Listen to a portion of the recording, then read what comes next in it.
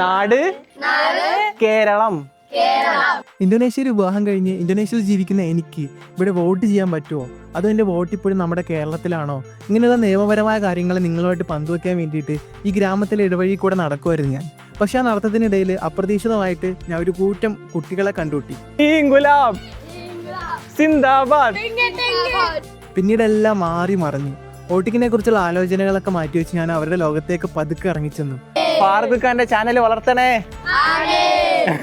ഞങ്ങളെല്ലാവരും ദുആ നീ സ്വീകരിക്കണേ. എവിടെ നിന്നോ വന്ന എന്നെ അവർ സ്നേഹം കൊണ്ട് പൊതിയുമായിരുന്നു. അവർക്ക് എന്നെക്കുറിച്ച് അറിയണം, ഞാൻ സംസാരിക്കുന്ന മലയാളത്തെക്കുറിച്ച് അറിയണം. അവർക്ക് നമ്മുടെ ഇന്ത്യ എന്ന് പറഞ്ഞാൽ നോർത്ത് ഇന്ത്യ മാത്രമേ അറിയത്തുള്ളായിരുന്നു. അപ്പോൾ ഞാൻ അവർക്ക് നമ്മുടെ സുന്ദരമായ കേരളത്തെക്കുറിച്ച് പറഞ്ഞു കൊടുത്തു. കുറച്ച് മലയാളം വാക്കുകളും പഠിപ്പിച്ചു കൊടുത്തു. കേരളം സുന്ദരമാണ്. അവരുടെ മുഖത്തുണ്ടായ സന്തോഷം അത് കാണേണ്ട തന്നെയാണ്. അത് മാത്രമല്ല, നമ്മുടെ